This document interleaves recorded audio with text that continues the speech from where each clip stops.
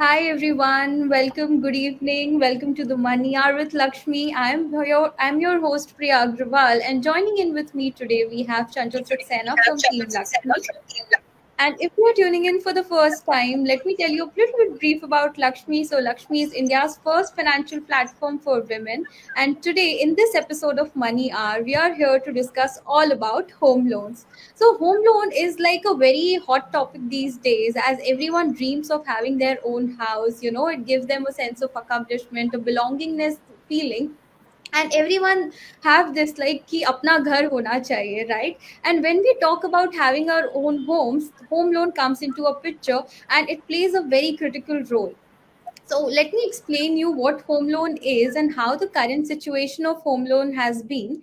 And after that, Chanchal Saxena will take over and explain you different types of loans. Okay. So home loan is a secured loan which you can get from a bank or in housing finance company. In terms of you have to pay an EMI, which is the equated monthly installment. So interest on a certain amount of interest, you get that home loan, and your property is kept as a collateral in that terms.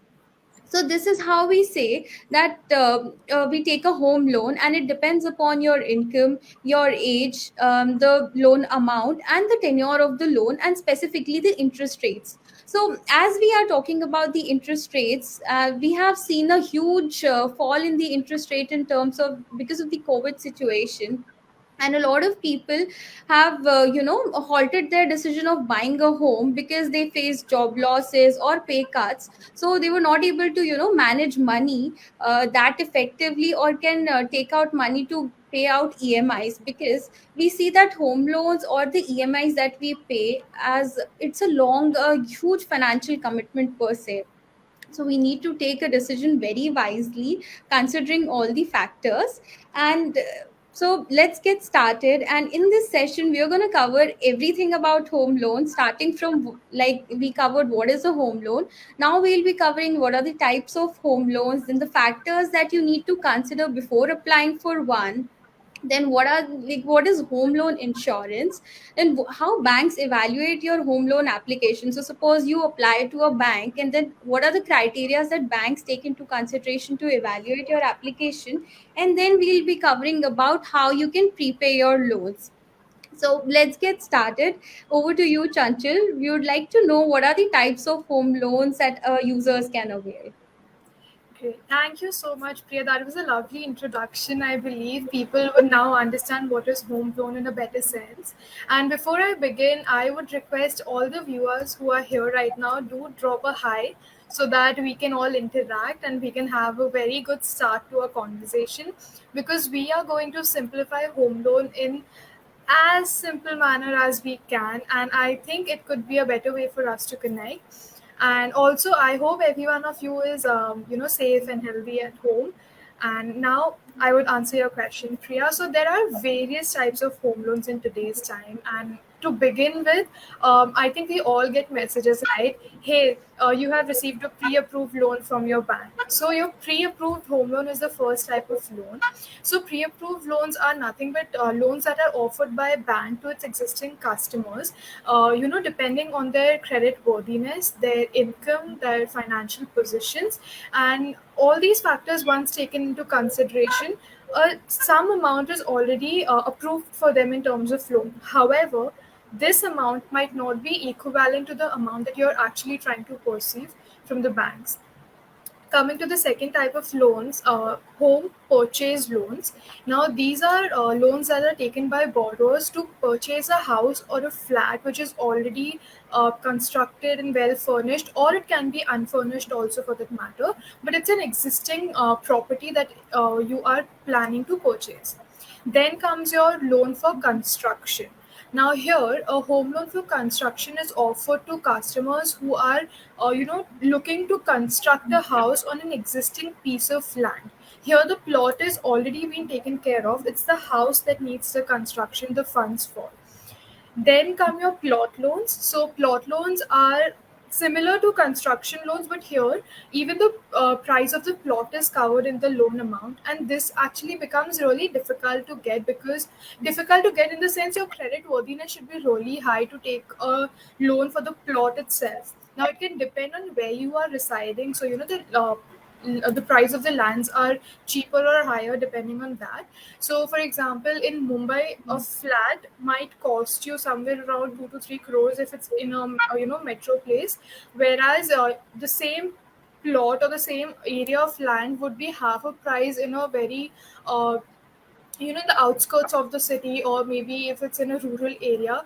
So this is also how it depends, and here you can determine which kind of loan you want. Then comes your top up loan, that is a top up home loan.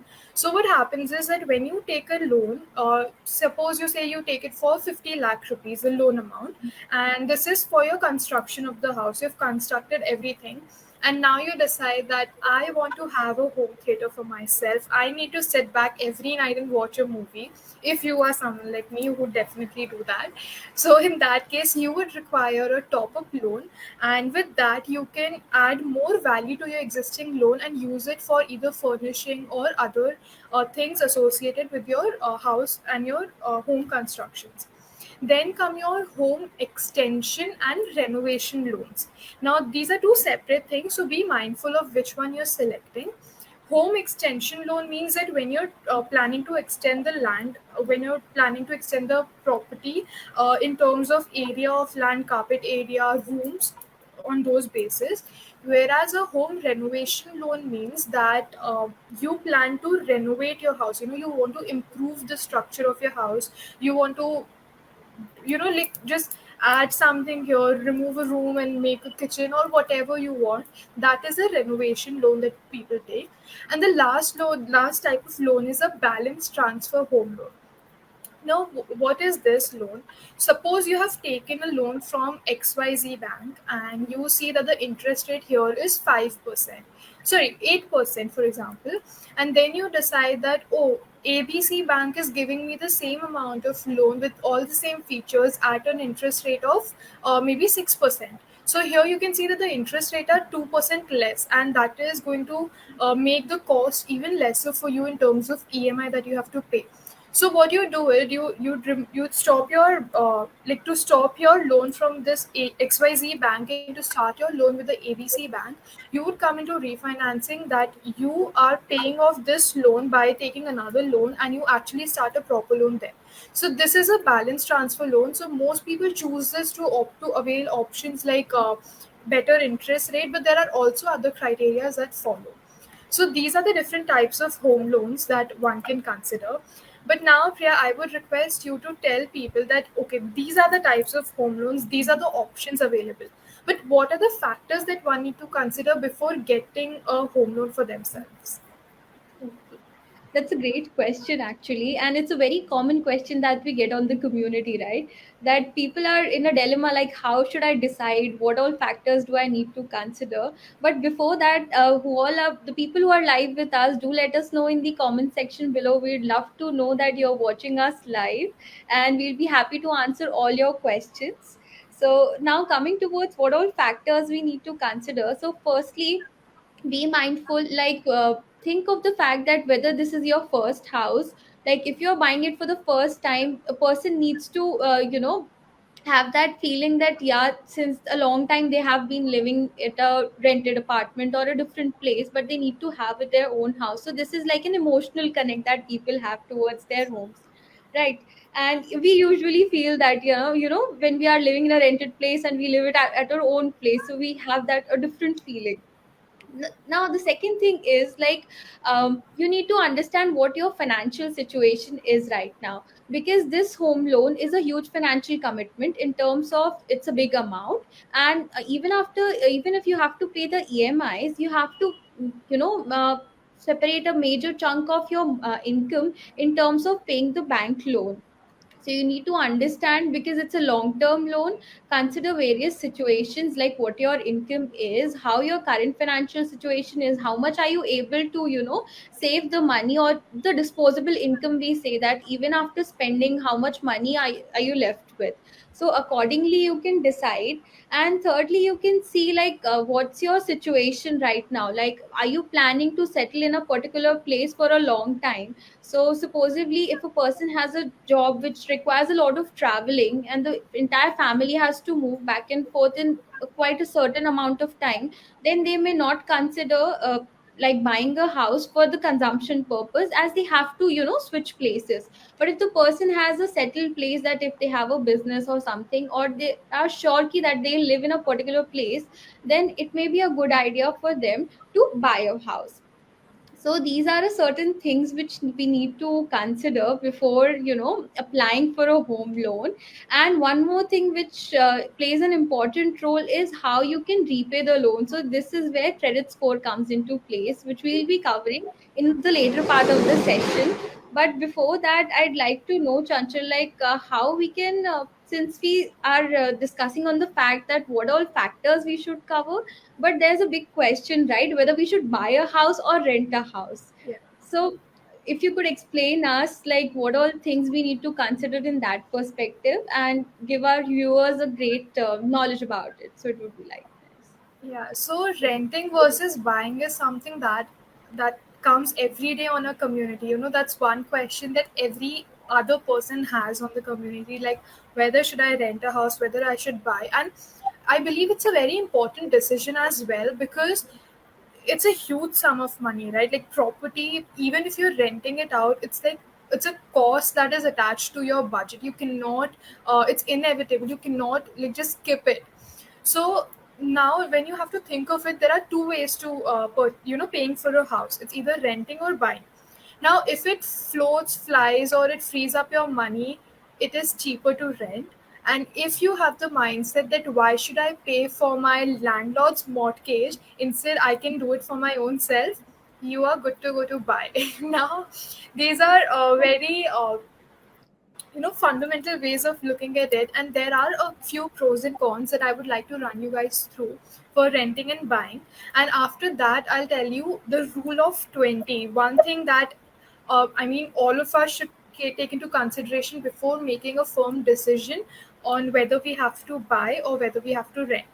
Now, first talking about the pros of renting, so there is no investment. You can today you can decide to stay in this house for the next 5 years. You feel like I'm staying here, and then you feel I need to move out. Or if you are in the phase where you're still studying, or when you are changing jobs, that in that case you don't want to get stuck with one place or one property. So that is when you decide to rent your house. Similarly, when you have lower responsibilities, like you don't have a family, you don't have a dependent, like a dependent family, in that case you can always choose to rent a house because you don't mind switching places. Similarly, you have when you are paying a rent, you have a predictable flow of money, that every month this much money is going to go out of my pocket. So that is also one thing that makes it important, that how much money is going out and whether I'm able to afford it or not. But again, this is one point that I will cover in the rule of 20. Coming to the cons of renting, first is you don't build any asset for yourself. So when you're paying the rent, you are just sticking and standing by to the cost that is associated to your assets, but it's not really an asset for yourself. The day you decide to move out, the day that house is no longer yours. So if you are thinking of building an asset for yourself, then renting is not the right option for you. There are no tax breaks when it comes to renting. However, there's one exception in the income tax Act of India. So here, any individual who's paying a rent either for furnished or unfurnished house can claim a deduction under Section 80 of the IT Act 1961. But you have to be very mindful that this is applicable only if you are not paid a house rent allowance on your salary. I repeat, if you do not receive a house rent allowance on your salary, that is when you can claim deductions on the rent you pay.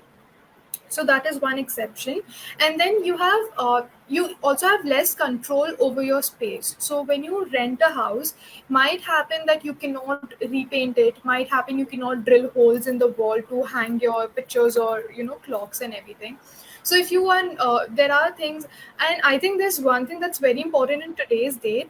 There are a lot of pet owners. You know, a lot of pet owners might find it difficult to rent a place where it might happen that the society might not accept pets, or the house is not pet friendly for that matter, or even if you keep aside the pet factor, there are also bachelors in today's time, right? So bachelors find it difficult to find good societies because a lot of family oriented societies don't allow bachelors in. So these are some of the factors that make it difficult when it comes to renting a place.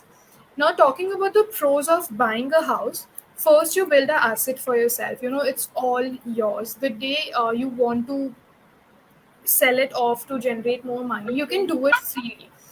Then comes your tax benefits that you receive on home loans. So that is something I'll cover in the later part of the session. So stay tuned for that. Then you are the boss of the house. You know, you can make as many holes in the wall as you want. You can let your children draw and paint on the walls as many times and with as many vibrant colors as you want. And you can just do whatever you want. It's your house. You're not accountable or answerable to anyone with what you do within your house. But there are also cons associated to buying a property, and that is you get more responsibility. So once you buy your own house, a lot of bill comes your way: water bill, property tax, electricity bill, then maintenance. If you are still if your house is still within a society area, then that is something you have to pay again.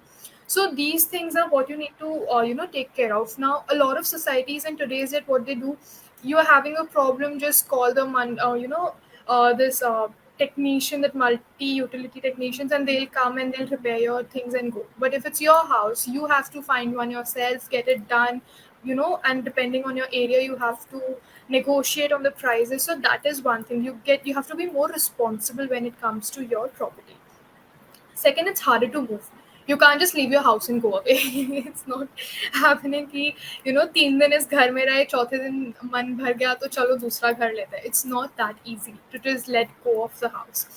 And then one thing, your financial risk. So renting, when it comes to renting, 5 years you're renting, 6th year you decide to move back with your parents, you stop paying your rent. Your cost is ceased. But when it comes to a house or EMI that you're paying, if you have taken the loan, unless you close the loan, you can't just say to the you can't just tell your bank that, hey, I'm going back to live with my parents, just forget about the loan. It's not going to happen that way. So these are the few pros and cons that you have to keep in mind before deciding if you want to rent or you want to buy a property. And now coming to the main, you're like, "Ki, chalo, okay, these are the fundamental things we understand it. What is the technical and technical way of going about it, or the realistic way of going about it?" So the realistic way here is the rule of 20. Now I'm not sure how many of you are actually aware of this rule, but it's a very simple rule. You take the annual rent rate of the property that you are wishing to buy or you're wishing to stay in, and multiply it with 20. So you will get an X amount, and you take a similar you know piece of land or the similar kind of a house or property, keeping in mind the locality, the carpet area, the size and everything of the house, and check the prices of those house. Now if you think that if you take a EMI for that property, and whereas you are paying a rent for the same thing, whichever is less is the better way to go about it. If your rent is less, then go like take renting as an option. And if you think that EMI is better, then pay an EMI and make that asset yours. Because see, renting can go on forever. You can, for the rest of your life, just rent a house and live there. But when it comes to buying your own property, the property tenure will be either 15 years, 15 years or 20 years, depending on the loan program, or 70 years of your age, whichever is less, like whichever is earlier. So that way you can actually make the asset also yours. So always be mindful of this technique, and then decide what you want to do. So I hope that makes a clear difference. And wow, we have received a lot of questions by the time I was Yeah, speaking, I guess. So I think we should take some questions up here and then move ahead with the definitely. topics. Yeah, yeah, yeah. So, hi everyone. Thank you for joining us. Hi, Sneha, Jyoti, Parul, Vinita, Purnima. I welcome you all to the Money Hour. Hope you all are doing well. So yeah, we'll be answering all your questions. So first question is from Sneha. She asked, how much is the ideal percentage we should consider from a salary for home loan? Okay. So I'd like to answer this question. So when we are taking a home loan, so your EMI shouldn't be more than 25 to 30% of your total monthly income. So supposedly your monthly income is rupees 50,000. So your EMI shouldn't exceed rupees 15,000, because you need other, you need to keep that margin to pay off other loans as well or other expenses. So it shouldn't be more than 25 to 30%.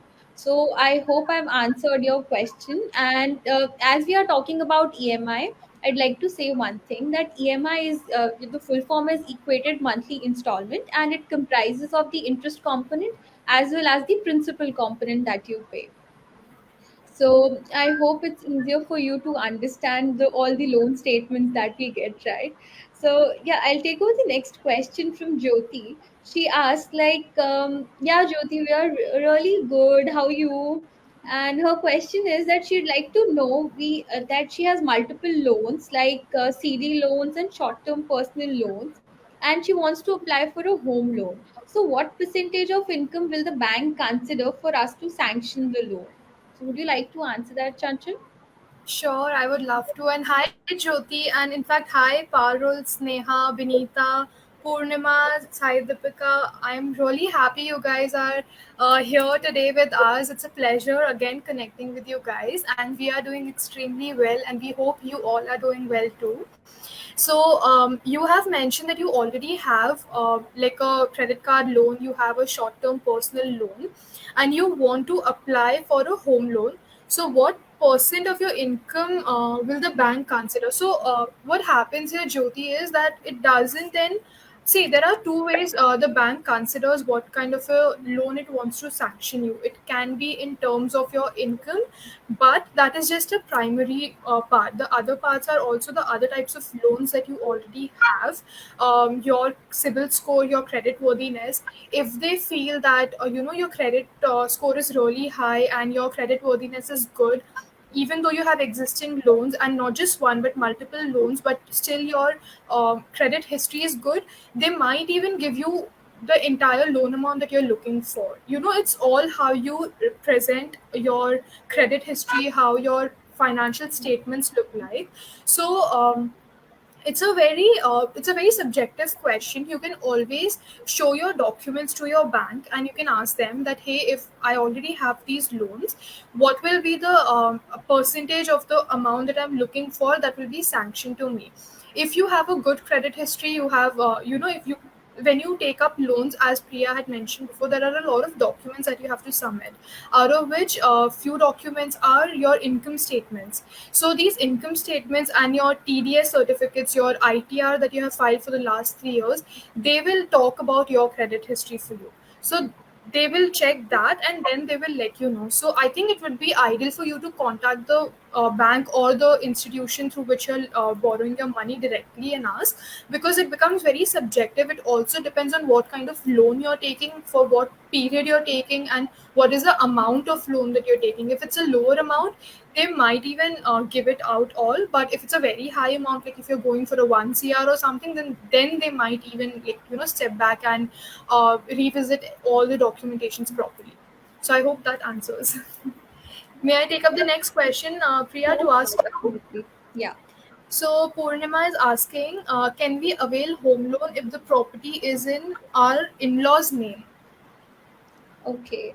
So, hi Purnima. I think you can't take a home loan in terms of, if the property is not in your name. So, either what you can do is you can take a loan with your father or the property owner as a co borrower in the loan, and then you can apply for a home loan. So, in that way, the person has to be the co borrower and the co owner in terms of applying for a loan. So, this will make you, eligible for a higher loan amount as well, because we get the benefit of two people who are contributing towards a particular loan, so their eligibility criteria increases, and that can help you apply for a higher loan amount. So I think I've answered your question.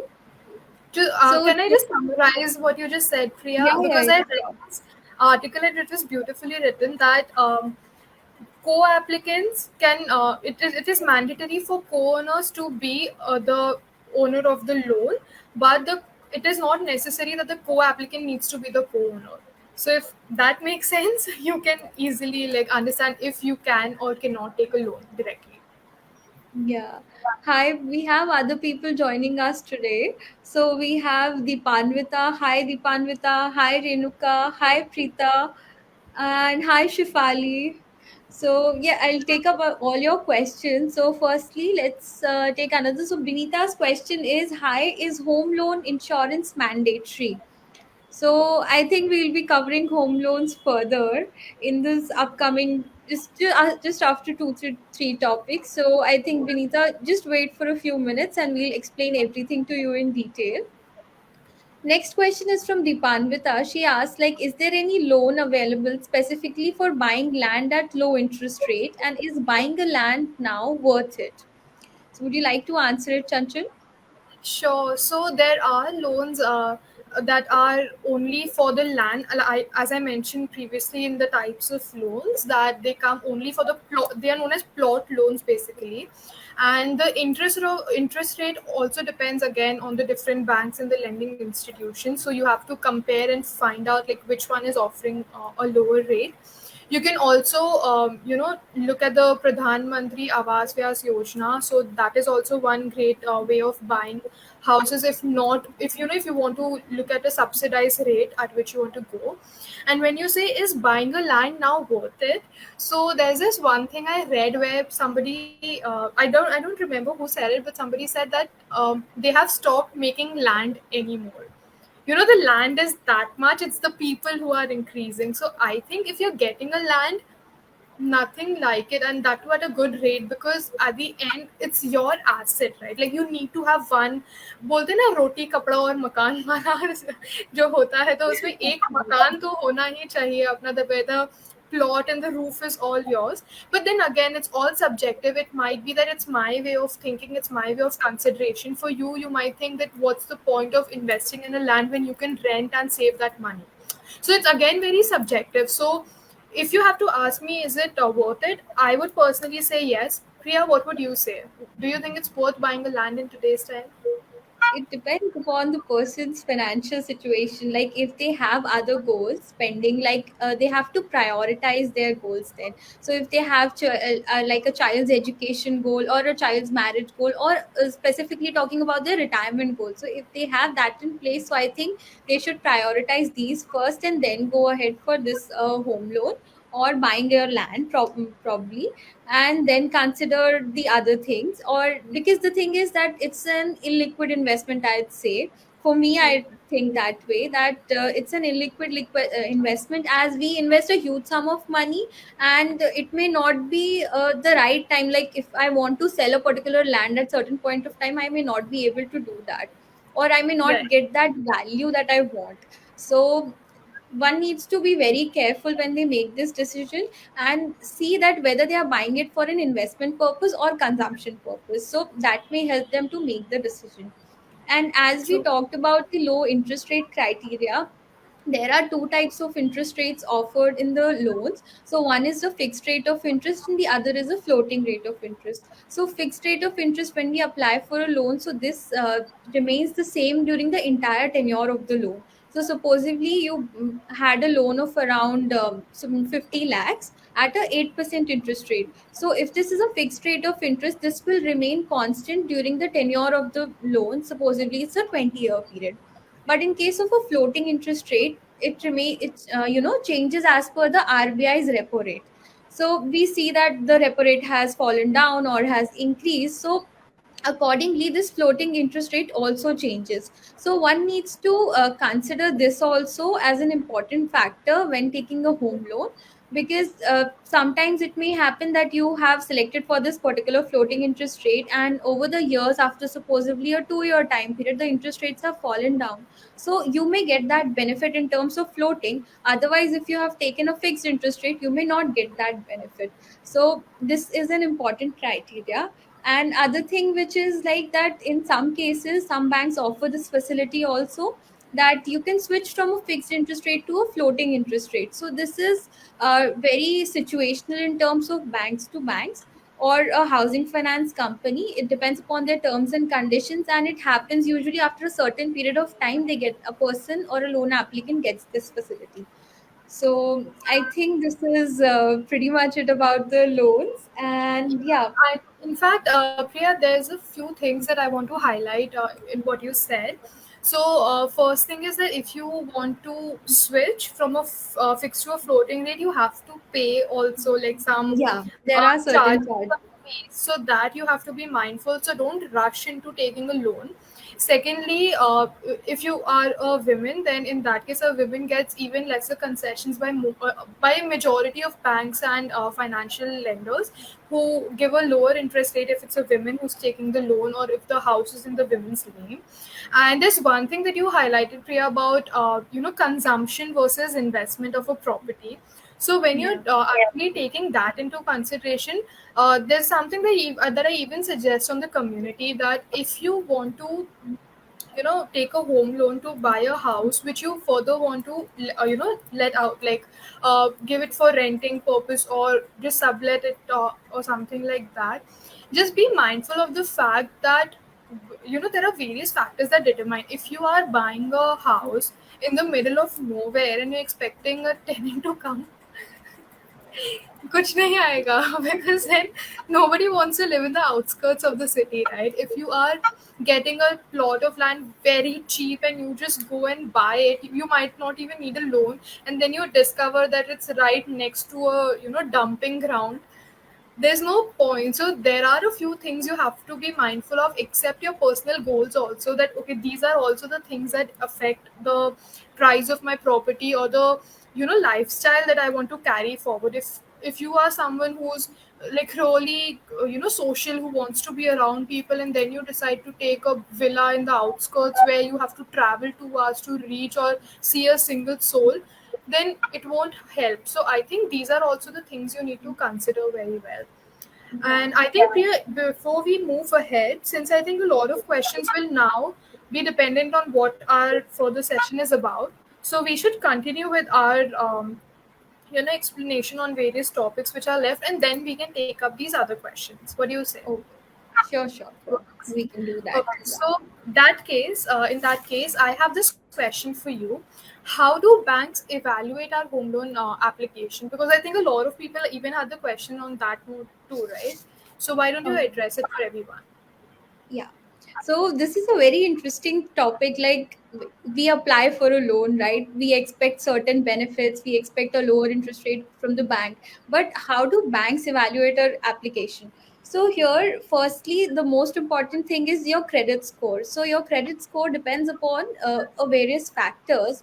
And let me explain you like what it means. So it's a three-digit score that is used by the banks and the financial institutions, and it is like a report card for you. So it shows like how much credit worthy you are for the bank, and it shows you how you can pay it shows them, the bank, how good are you in repaying your existing loans, and what's your repayment time period, how are you paying the loans, how are you managing your credits, and etc. So the credit score plays an important role. It gets you a lower interest rate on loans. So if your credit score, it's basically ranges from 300 to 900, 300 being the lowest and 900 being the highest.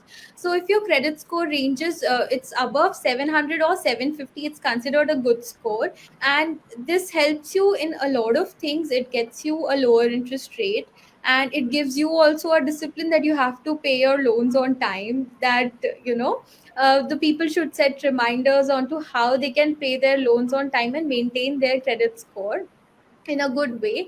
And there are chances that if your credit score is good, that you may your loan approval may be in a faster process, or it will be get approved.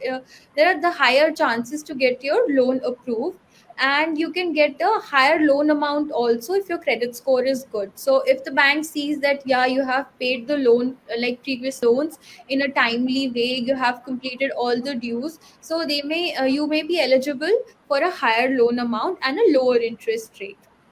Okay, so it depends upon various factors, that what is your repayment history, then the credit utilization. Like, supposedly you are eligible for a 100% credit. So how much have you availed till now? So a person needs to see that they are not on the edge every time, that they have utilized their entire capacity of loans every time they apply for a loan.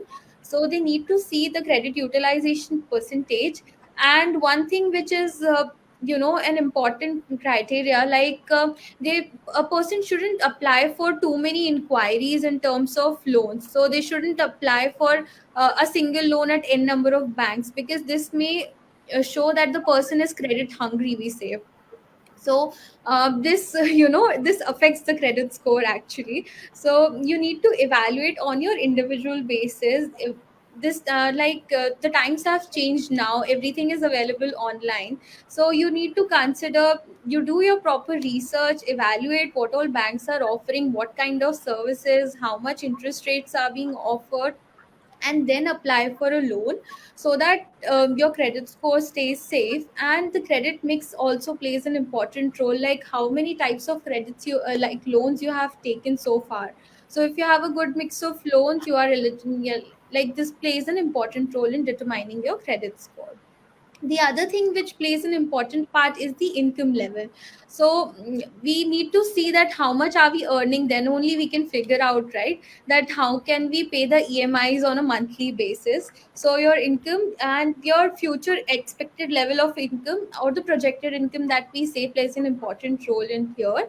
And thirdly is the age criteria. A person may be considered very high risky person, in terms, if they are close to retirement, they may not be having that earning source in some years.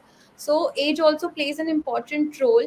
And the type of work that you are involved in, your occupation, your qualification also affects, like, how do banks evaluate your loan application. Because if you are qualified, and if you have that number of work years experience, so that will give them a history of how you have been till now, and then accordingly they can evaluate your application.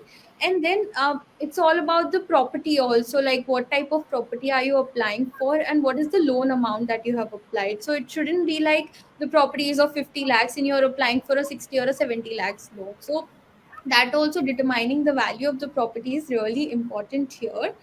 And yeah, so these are the certain factors. And other than that, there is one more thing, like how much down payment are you ready to pay for that loan. So usually what happens is, there's a ratio called as the LTV, that is a loan to value ratio. So which shows how much loan a bank can pay in terms of the property that you are keeping as a collateral in the bank. So usually a person can get 80 to 90% of the loan, which means that they have to pay 10 to 20% as a down payment.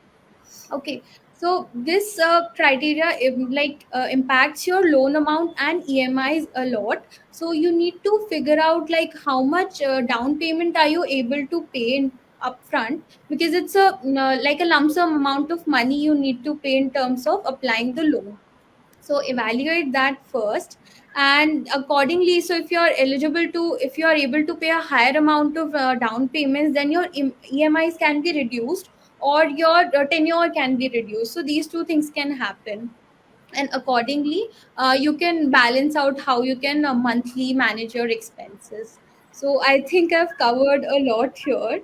And the next thing that we would like to address is that we very commonly get a question, like whether we should prepay the loan or we should invest that money if we have lump sum. So it's applicable to those who have already taken a home loan, and they have this dilemma, like supposedly they have a windfall gain, or they have a lot of money, or they may have inherited some money in due course of time. So what they should do, whether they should pre-close the loan, or they should make that as an investment per se. So would you like to address that, Kanchan? Sure, definitely. In fact, I have actually come across this question a lot, that prepaying a loan will ease out your debts. It will ease out your cost that is associated with your budget. So ideally, people should be doing that. So why not do it frequently? So there are a lot of things that you have to keep in mind before you do that. A lot of people take home loans not only to support their loans per se, but also because of the tax benefits they get along with it. You know, you get to like take 1.5 lakh, 1.5 lakh in your ATC under your Section 24. You get another 2 lakhs on your interest that you're repaying, and all these deductions help you curb your income that you file at the end of the year, at the end of the financial year, and that is how you can, you know, either come out of your tax brackets all of a sudden or just reduce the tax brackets level that you are in. So if you are utilizing your home loans in a way which is also affecting your tax, then in that case, I think paying off like prepaying your loans would not be the best option. However, you have to consider that the tax amount that you are paying is that more, or the interest that you're paying with your EMIs is more. So one thing is that. Second, you have to see that if whatever you're prepaying, like the EMIs that you're paying, will that is that amount higher, or if that amount you invest somewhere and the returns that you generate is going to be higher. So because if there's a difference and what you're generating is more, then you can pay off something in your loan and then keep something to yourself too. So these are the two calculations that are very important when we talk about prepayment of loans. However, there's an option to to partially or fully prepay your loan before the tenure is over. And when it comes to what Priya mentioned before, right, the fixed rate and the floating rate. So when it comes to floating rate of interest on home loans, usually banks and financial institutions don't charge any penalty on prepayment of loans. But if it's a fixed rate interest, a home loan, in that case you might have to pay a penalty of 2% if you are using refinancing as a method to pay off that loan. Now there's one more thing that you need to understand, that there's something known as a pre EMI. Okay, so pre EMI is the EMI that you pay before the entire loan amount is sanctioned to you. So that EMI is what you pay before the whole amount comes, and the normal EMI is what you pay after your entire loan amount has been disbursed, and now for whatever tenure you're left, you have to keep paying.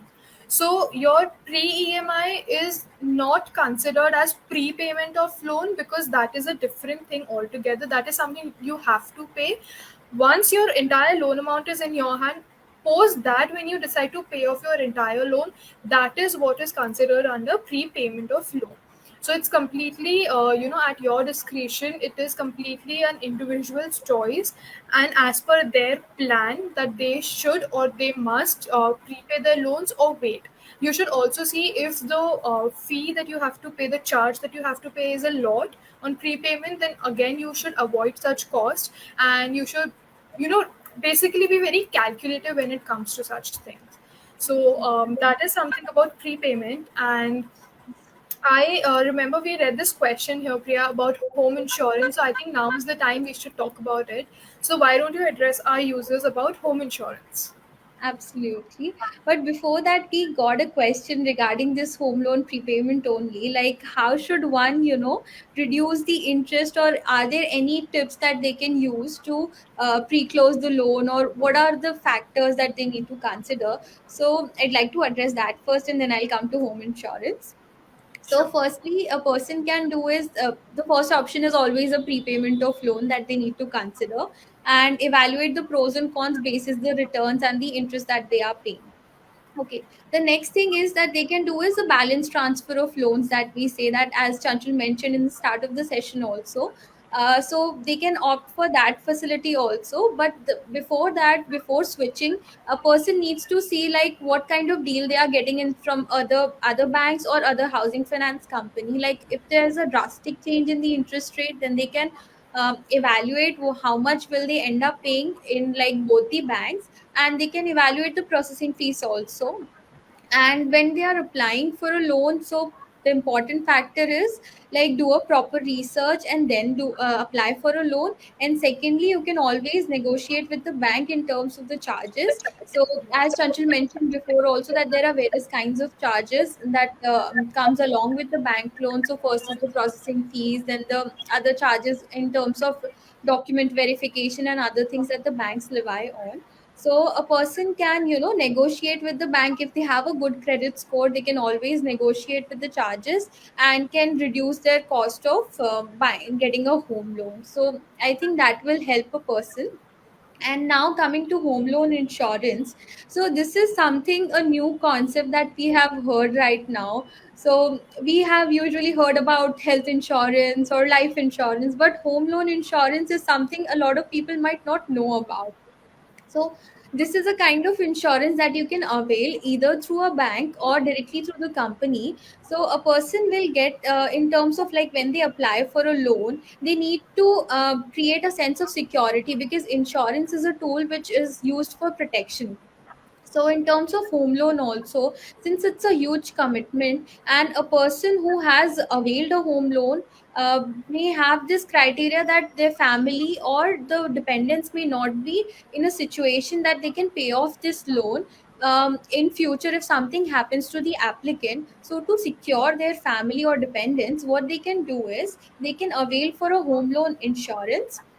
And this can be either in terms like, there are two situations a person can do this. So firstly, this home loan insurance cost is included in your EMI only, and this comes along with the bank loan when you apply for it. Or other than that, you can take this insurance separately as well.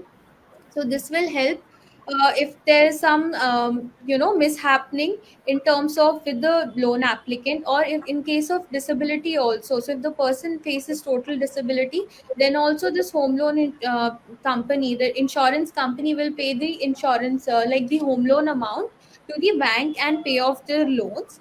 And secondly, the thing is that it's not mandatory to take this insurance, but a person needs to evaluate like whether they have sufficient assets in case something happens, they can pay off, or their family can pay off the loan.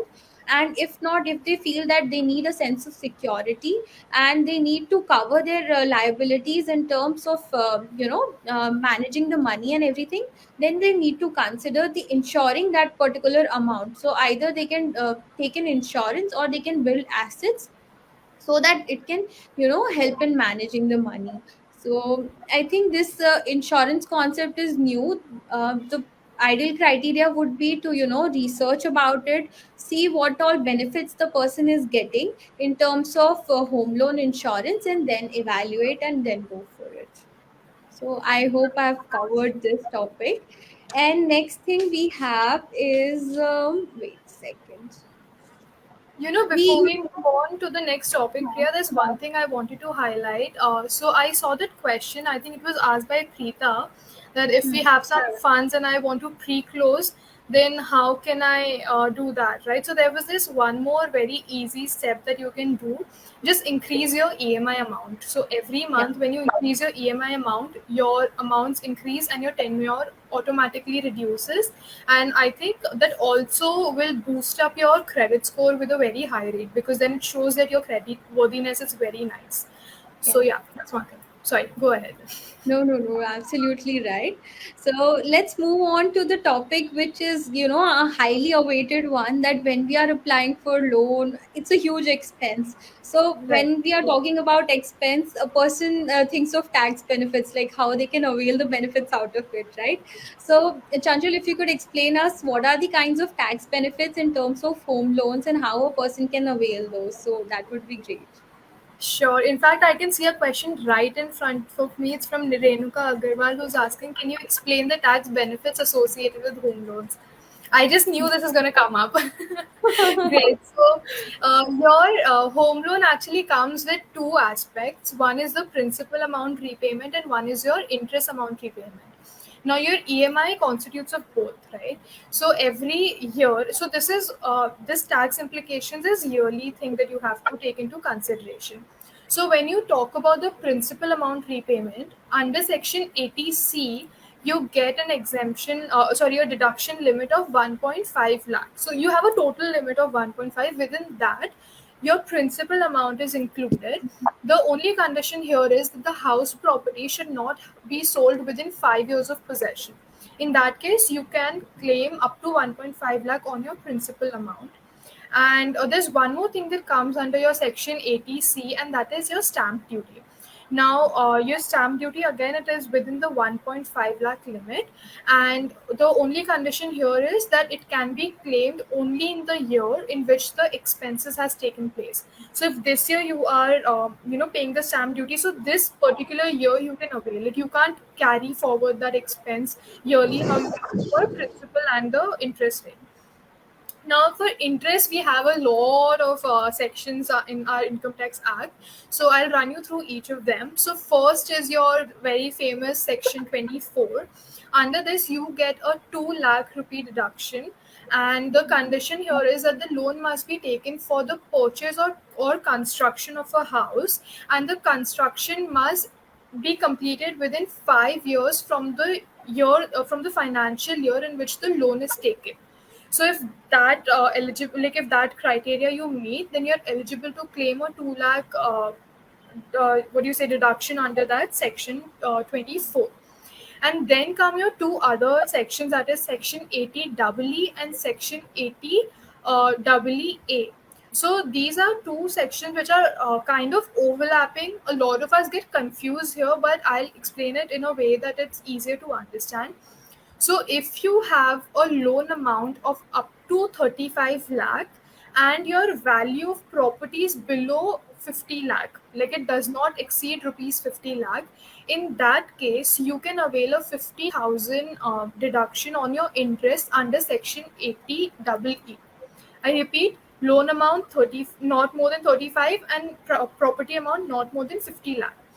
Now, what section EEA says that if your value of property itself is not more than 45 lakh, in that case you can avail a whole like an altogether different 1.5 lakh on the interest rate that you are paying back. Now, if you are eligible for 80EE, in that case, 80EE is not something that you're eligible for anymore because they're overlapping, right? It's like this amount is here, this amount is here. If you take this, it's an altogether different thing. If you take this, it covers this one as well. So this is how you can actually claim your deductions, and these are the tax implications, in fact, that you get on your home loan. It is it's very important for all of us to be aware of these, because if we are incurring such a high cost, why not find out the loopholes through which we can reduce it for ourselves? Why do we want to burden ourselves, right? So these are some things that you can very well read about. If you have questions on these, and in fact any other topic that Priya and I have covered so far, like the documentations or any procedures or anything, do let us in the comment section below. We'll create post on such things so you can repurpose it every time you come across something related to home loans, and it becomes easier for you. But yeah, I think that was all about taxes. Now there's one important segment left, which is a do's and don'ts when it comes to rejection of a home loan. But I believe, Priya, before going to that segment, we should answer a lot more questions we have received, because we don't want to end our Yeah, money before answering any questions. yeah, So I absolutely. think we have a question from Merlin. And hi Merlin, the question is, home is bought in my name and husband's name, but he never paid for EMI. I paid complete down payment and paying loan amount too. So I'm planning to change home to my name. How to do that? So I think that's not a very difficult thing to do. You can always take legal assistance by any lawyer or someone, and they can help you to change the name of the owner of the house. Although it might be a little challenging if your husband doesn't agree to it, then it becomes a legal dispute altogether. Otherwise, if he is agreeing to it, then it is not a very difficult task. You just have to get the names changed in the registers and all those things. Once you do that, you also would have to get these details updated by a lot of different institutions, like your financial institutions, your registrars of your property and everyone, so that everywhere it is updated, and further no dispute comes when you are doing something about your loan. Like if you wish to do a balance transfer, and now you are the sole owner, but over there in your document it shows that there are co-applicants, so then it might be a dispute for you. So just make sure that whatever you're doing, first of all, it's not challenged by your husband. Secondly, it's done completely. And third, then it's updated wherever necessary. So I think that is it. Do you have any more inputs, Priya, for that? No, no, I think you have covered everything here. Great. So yeah.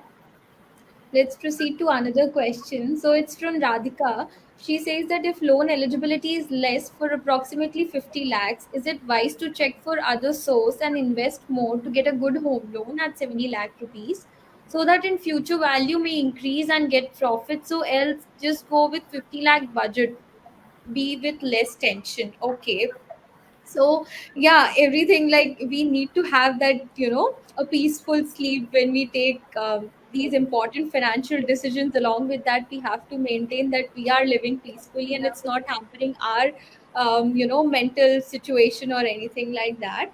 So before that, I'd like to say that firstly evaluate what's the property value and then check the how much loan amount you are eligible for. So if the property value is 70 lakhs and bank is offering 50 lakhs, then you can check with the other banks as well, like how much a maximum loan amount that you can avail for. But before that also, consider what all, like your entire monthly income, how much EMI can you pay for it, like pay for that particular loan. And it shouldn't be like you are applying for a huge loan amount and you are not able to manage that particular amount of EMIs in your monthly expenses, and it is hampering your day to day life. So evaluate these criterias and then I think you should make the decision. And yeah, it's always to, it's always better to check with the other banks what deals are they offering, how much interest rate is being offered, and what are the charges and services provided by that bank or a housing finance company. So I hope I've answered your question, Radhika, if you're watching us right now. And next we'll take up Apeksha's question. She's asking which option is better for prepay, to reduce the EMI or to reduce the tenure. Uh, Sanjay, would you like to address it? Yeah, so again, Apeksha, I think we've answered this question before when we talked about prepayment of loan. You can reduce your EMI and you can reduce your tenure. In order to reduce your tenure, you have to, sorry, you can't reduce your EMI, you have to increase your EMI to repay your loan earlier, not reduce your EMI. And to reduce your tenure, you have to increase your EMI any which way, because then only your calculations will fall back. So that is one thing that's already covered. However, I just saw one thing, Priya, here, that in Radhika's question, where she asked about 50 lakh and 70 lakh, she has asked that if we, wait and we invest somewhere to accumulate more money and then invest in a 70 lakh, so Hmm. that in the future, if the property value increases, we get a profit. So with the words of this, I am getting a feeling that she is looking at from a investment purpose, like, to wait for capital appreciation and then sell it off. My input here is that, see, first of all, Radhika, I think you answered your question yourself with the last line that you said, that be less like take less tension, be tension free. Home loan is a huge cost on your head, and you have to be very mindful that home loan is not taken just by looking at your finances, or just for the sake that you have a credit worthiness. There is an underlying security also that you're keeping, right? You're mortgaging basically. So if tomorrow you fail, forget about the profit, you might even lose the house in the first place. So first of all, think of that. Second of all, in the future, property value may increase, but there's also a situation that may not, or it just remains stagnant. So keeping that, and again the question is, in how much time will it increase? Do you want that appreciation within 5 years, within 10 years, within 15 years? Keeping that in mind, you have to be very mindful if you are ready to take the risk today to make a profit then. Because, like how you suggested, you can invest it otherwise and earn the profit right away. Now, why do you want to uh, play that gamble of waiting for that value to increase? And thirdly, again, like Priya had mentioned it before also, that investment in real estate is a very illiquid investment. It's very hard. You might get a buyer, but to convert it into cash, to liquidify your investments, it will take a lot of time. If not a year, it will take at least 6 months to convert it into liquid money for yourself. So keeping all these things in mind, you have to think that this is the right way of going about investments. And I think we were going to cover it in the later part of do's and don'ts, but I'll just suggest it now that it is often said, don't actually it's a Hindi saying, right, कि उतने ही पैर फैलाओ जितनी चादर है, उससे ज्यादा बाहर मत जाओ. So I think that is one thing you have to incorporate it here. I think our Hindi idioms were like really made with some sense. Now that I have to think of it, it makes so much sense now. So just be mindful of that, because like, and I think this is also something Priya mentioned before, that home loan is not the end of the world for you, right? Apart from home loan, you have to pay for yourself, you have to pay for your house, your food, your lifestyle, your other utilities, your emergency fund, your health insurance, life insurance. A lot of things are there. So just don't, just don't wash out everything on just one expense itself. And yeah, So don't yeah. fall under this peer pressure also that you have to get your own house. Everyone has their own right time to buy the house. It's not like that your family or someone is asking you that you should get your own house before anything else, get your own house. So it should be your own financial decision, like whether you want to go for it or not, or you want to wait for some time and then buy your own house. True. So that's very important here. Now let's move on to another question which we have from Sneha. She's asking, does one CIBIL score affects if you are a guarantor to someone and that person fails to pay EMI on time? So I think, yeah, the credit score is get like the person's CIBIL score does get affected, because it's a very neglected fact that a person may blindly sign, or may in terms of an emotional connect sign as a guarantor to a loan, but they need to consider what they are getting into. So they need to identify, like, how the person is, whether the person is capable of repaying that loan or not. And if the person fails to completely not repay the loans, then it may happen that the liability may fall upon you. So in that way the credit score may get affected. And so be mindful of how what you are getting into, and then decide for yourself. And the next question we have is from Apeksha. She's asking, like, why is that banks increase interest rate floating rate directly when the rate increases, whereas for reducing the interest rate we need to visit the branch and pay processing fees to reduce the tax rate? So I think this is a very common problem that we face Just with our hitting the banks. reality like this. Yeah, absolutely. Correct, correct. So in that terms, Apeksha, what you need to do is, like, as we usually say, that before taking a home loan, identify the type of bank in from which you are availing. Like, how fast is the bank in terms of changing the interest rates when the RBI's rates are being changed. So keep that in mind. And history is a very good thing to evaluate a person's performance in terms of current situation. So you can always go online and check, like, in terms of when the RBI's or repo rates were changed, how fast the bank has implemented it in terms of their system, like whether the users or their applicants were informed about it or not. And it took how many days to actually implement that thing. And it's a very common thing that to get more money, the person may apply for that rule instantly and to reduce so that their income falls. So it may take time, but you need to be mindful, like, if there are changes, if the rates are being changed, you have to approach the bank and get your rates reduced, so that you don't miss out on those benefits. Chanchal, would you like to add something to this? Yeah, one thing I wanted to add here, I think Apeksha, you've mentioned that to reduce the interest rate, you need to visit the branch and pay processing charges. Um, I'm not sure which processing charges you're talking about, but the processing fee that is levied by banks, it is a one-time charge that is levied, and it's a non-refundable charge after that you have to pay after your loan is approved. And it's just a one time payment, and it's it depends on your scheme what you're taking, like which plan you're taking. And it's all decided by the banks, although there are caps, but it's decided by the banks and the financial lending institutions. So just make sure this processing charge is something that you're not paying again and again, because it shouldn't be paid that way. So if Yeah. it's something, do inquire with your bank, because it might be Yes. something else. Maybe it shouldn't be I think processing. it might be some other charge, and she might have been confused with the word or term Yeah, processing fees, because yeah, sometimes it may happen that bank may levy a certain percentage of charge, a service charge or something. So it may differ from bank to bank. So it's ideal to inquire about it and then move forward. yeah.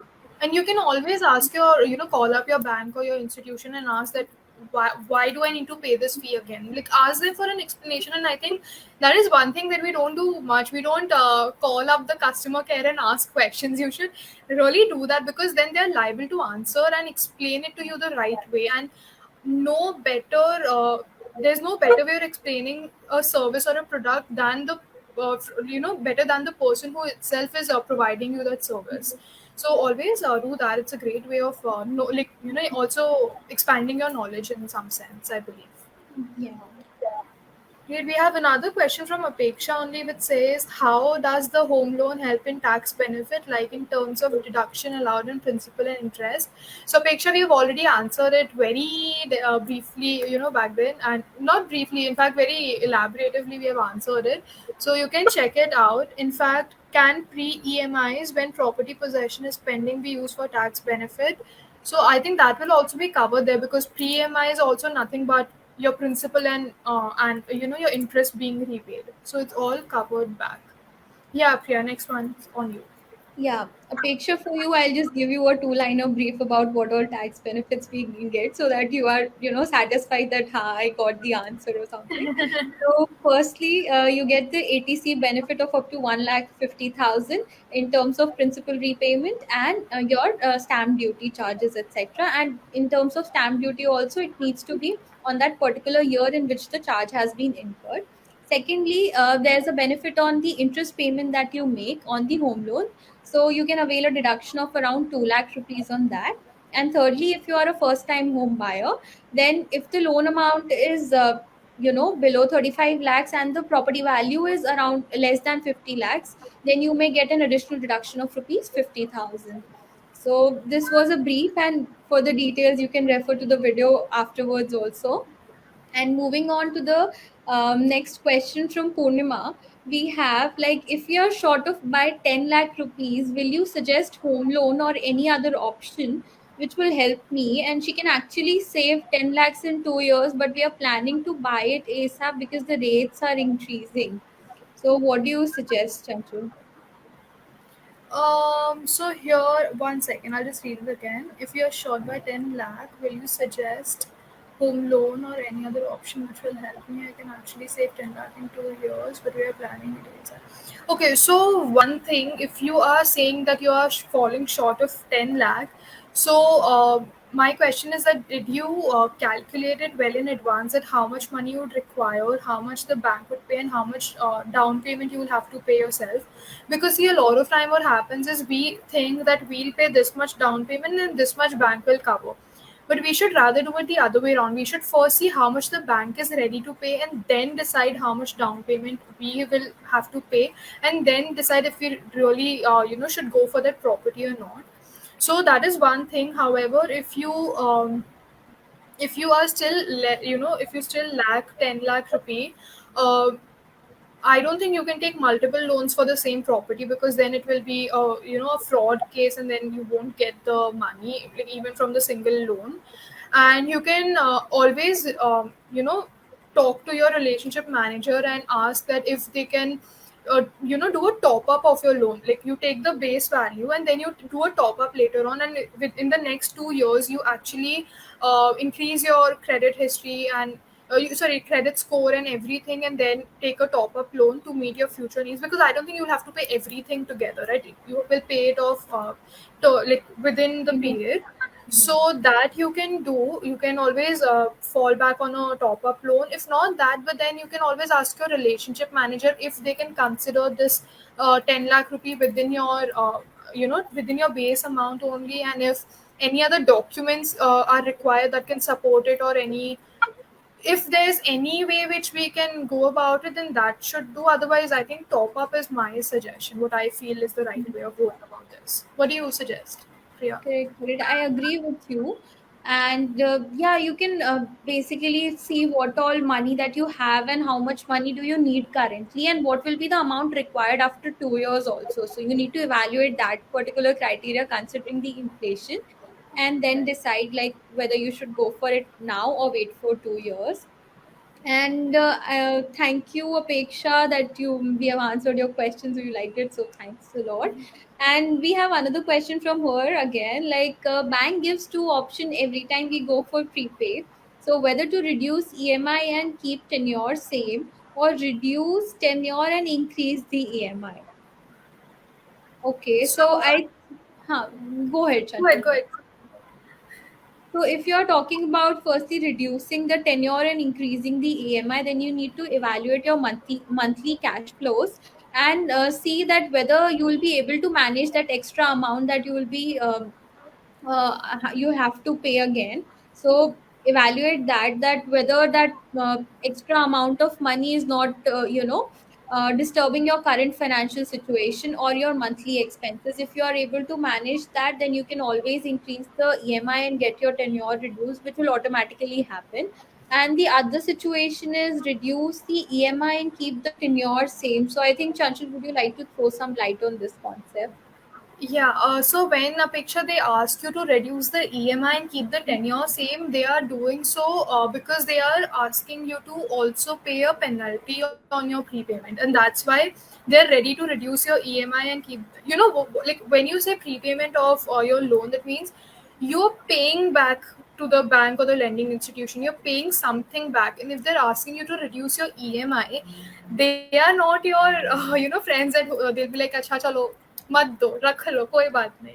It's not that they will be charging something from you, and I think that's the prepayment charges or the penalty fee that they charge. And when they levy it, when they take that sum, then they say कि ठीक है इतना, if your corpus was X and उतने में से आपने 10% दे दिया है, अब उस 90% को उतने ही टाइम पीरियड के लिए डिवाइड कर दो.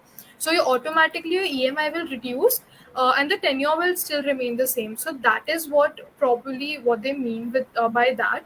So if they're saying like something like this, ask them why, why are you ready to reduce my EMI? Is there a hidden charge? Is there a fee or a penalty fee that I have to pay? If they say that, again back to the conversation we had, is it worth paying off your EMI while you have while you have to incur such costs? And if it's not, just let it be.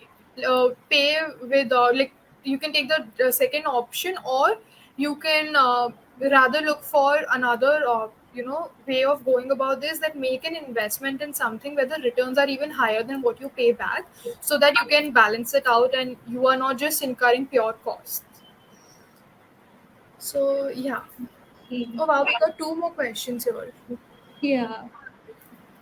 So we have a So question. I have a property that I have to register on my name from parents, and I'm also interested in purchasing a flat in a complex with luxurious facilities. What is a wiser choice to fund in the near future? Please advise. Loving the session. Oh wow, thank you for that. yeah. And Priya, do you want to take this up, or should I? Yeah, so I'll address a few points that I'd like to mention here. So, Mhm. firstly, evaluate your basic financial goals. The five must have financial goals that we say that firstly is the emergency fund, that which is equivalent to 6 to 8 months of your monthly expenses. Make sure that you have a emergency fund in place. Secondly, a health insurance. Have an adequate cover, a health insurance and a term insurance. And next thing is a retirement fund, because as you mentioned that you are buying a complex or you want to purchase a flat with all the luxury facilities, so which I think that you already have a house and you want to upgrade it to a better lifestyle. So before that, make sure these five must have financial goals are being fulfilled, and then decide your cash flows and accordingly um, select like how much firstly you can evaluate, you can use various online calculators also to evaluate how much EMI will you be able to pay now if you buy that particular house, and what will be the future cost of that house if you are delaying this decision. So what is the inflation rate right now in terms of real estate, if we see, evaluate that, and then see how much is your income increasing in terms of the inflation. So if the inflation is supposedly 6% and your income is increasing at the rate of 10% or a 15%, then you can see that yeah, I can afford that house in a later period of time also, and I have other commitments right now, so I can focus it on it later and complete my goals. So currently your goals can be I'm not sure whether it is or not, but it can be fulfilling your child's education or your own retirement, or you want to go for a vacation or something, so that, or buying a car. So this may also affect like upgrading your house or buying taking a next home loan in terms of upgrading your lifestyle. And Chanchal, if you would like to add a few points, you can. Sure. In fact, I would like to highlight here that first you have mentioned that the property that you want to register under your name is from your parents, right? So here, I believe the one cost that you will have to pay is the registration charges, where you have to update your name in the documents, and then will come your, routine charges that will be like your property tax, your water bill, electricity bill. Now these things are manageable. The first charge is something that could be like amount in lakhs probably, because that is like some value of your property, like X percentage of your property value that you have to pay for your registration. So that becomes your one part, right? And then second is what you're saying, that you want to purchase this flat in a luxurious a complex with all the luxurious facilities. And I believe this is one which you want to probably live in, because if you're looking for such facilities, it's probably because you're planning to live in there. So see, what you can do is, first of all, you have options to take multiple loans for multiple properties. On a single property, you can't take two loans, but you can take two loans for two different properties. So if you wish, you can take that loan. You can take two separate loans to support both of your goals. Secondly, check what is the amount you have to pay on your registration charges. If it's something that is manageable, do it side by side, or liquidate any of your investments for that thing if you think that can support it, and go ahead with your house, with the other house that you wish to continue for. And thirdly, if you think that your parents house is something that you really want to live in, or that is what you, where you want to live, and this luxurious flat is nothing but an investment for you, so you can rent it out or sublet it again, in that case, uh, come back to all the questions where you ask yourself that, is it the right complex, is it the right amount, will it burden me with my finances? And if these things are still manageable, in that case you can continue with your two loans. Otherwise, you can drop an idea or delay it for the time being, if you wish to first tick one on your to-do list and then on the other one. So that is one way of going about it, I believe. Great, Chanchal. I think you covered everything here.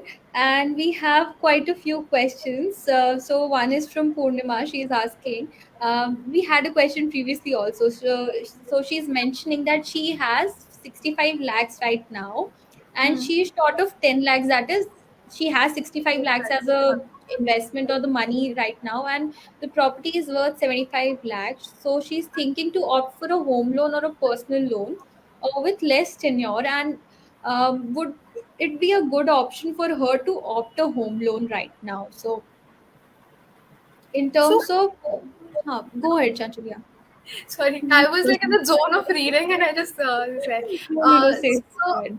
see, when you compare a home loan versus your personal loan, home loan is the right thing to do when it comes to actually supporting your house, because first of all, your personal loan cannot give you the amount that you want to perceive from the banks. A home loan can give you that kind of an amount. Secondly, home loan comes with a lot of benefits, and tax benefits being the one. You can save the cost in your personal expenses also, whereas a personal loan will not suffice that. Personal loan should be taken when you want to meet these small expenses that you just want to get over with. So home loan is definitely the first option. And now that you have said that the property is worth 75 lakhs and 65 is The 65 corpus is that she has already. 65 so when lakhs is the amount of money that she already has, and she is in terms falling of short of loan the 10 or lakh rupees. No, no, I so think she has that 65 lakh rupees as an investment here, and she's falling short of 10 lakh rupees. So she wants to know like how she can avail that 10 lakh rupees. So home loan, I think you can just take a home loan on 10 lakh, and knowing that you already have a 65 lakh, 10 lakh is something that you will easily get. Like the entire 10 lakh you might get. However, the right way of doing this is that, see, there are two ways. If you have 65 lakh, don't block all your money right away by investing. Rather, reduce your investment in terms of down payment and take more loan, and then repay it properly. So one, what it will do is give you all those tax benefits. Second, it will boost your credit score. But if you don't want to get into the debt cycle, you don't want to pay for that long of a time, and you don't want to pay every month, add on to that additional cost to yourself, then stick to with your 65% down payment and your 10% loan. Yeah, that's what I think. Right. What about you? Absolutely. No, no, I think this is the right approach. And if she thinks that she doesn't want that burden of, that I have to pay a certain amount of loan for 5 years or 10 years, then if she has that corpus and she has other goals covered in terms, because this is a huge investment she is making and she may not get that particular amount of returns. And as I previously mentioned, that this is an illiquid investment, I'd say. So evaluate everything and see that you don't need this particular amount that you're investing in a property in the near future, and Right. then use this amount for the home loan and get the 10 lakh rupees of home loan and avail all the tax benefits that you get. And also there's one more thing I'd like to mention here is that if you take a joint home loan, then you can avail or like a dual tax benefit, like both the persons can avail the tax benefits. So in terms of ATC also, both the persons can avail a tax benefits of 1.5 lakhs each, and the interest component also a 2 lakh rupees interest deduction can be availed by both the applicants. So here a joint loan would be a great idea to save all those taxes. Hmm. And I think we have covered almost everything. And for those who have all like more questions, you can join us on the app. Download the Lakshmi app from the Play Store, and we'll be there to answer all your questions. And if you found this session helpful, or if you have like known people or your friends or family who are in this dilemma of whether they should buy a house or not, whether they should rent, or if they have questions about home loan, because this is a very critical topic that one needs to take care of. So do share this video with them. And we I hope that you liked our session, and we continue. Just stay tuned with us for this entire month. We have a very great lineup for you all, and we'll be back here every Wednesday at 4 p.m. Answering all your questions live here. So thank you all for joining us. Do download the app and share this video with your friends and family who wants to know about it. Over to you, Chanchal. No, I think it was absolutely lovely that a lot of people asked their questions, and it was, in fact, a nice way for learning, because what we, tell you guys is the baseline. Like, this is what happens, this is what happens, this is what happens. But when you ask questions, that then it becomes more personalized, and it enables us to solve your problems particularly. And like Priya mentioned, we have a great lineup ahead. In fact, to give you guys a hint, this entire month is dedicated towards loans and different kinds of loans and how to repay your loans, basically. So do stay tuned, and every week catch up with us. And we absolutely love talking to you all. I mean, I can see the comments and they're lovely. Thank you for making our day so good. by giving us feedbacks. It really means a lot to us, and we really appreciate that you guys took out time and you guys have actually put in the efforts to come in and ask questions and patiently listen to us give you an answer out of our 30-40 minute speech that we're throwing. So it's really lovely to conduct a session for you all. A lot of topics that you have doubts on, do let us know. In fact, the last segment that we could not cover because of time constraint, that is the do's and don'ts on home loan rejection, we'll come up with a post for you guys so that we don't miss out anything on home loan. And any more queries that you have regarding home loans or taken by NRIs, or the documentations required for availing a home loan, or different types of fees and charges that are levied on home loans, do let us know. We'll cover everything up in different posts that we come out that comes out from our official handle, that is the Money Coach handle, and we would love to cover those things for you all. And thank you again so much for joining in, and hope every one of you are safe. Please wear a mask, please stay home, go out only in desperate needs. Otherwise, just take care and have a good week ahead till we catch up next Yeah. time. And join us next Wednesday, and we'll be happy to see you there. Great. And one more thing, we'll be sharing the key takeaways of this session on the app. So if you would like to know that, just download the app and we'll be there to answer all your questions, and you can get an access to the key takeaways of this session. Thank you Great. so much, everyone. Signing off. Bye.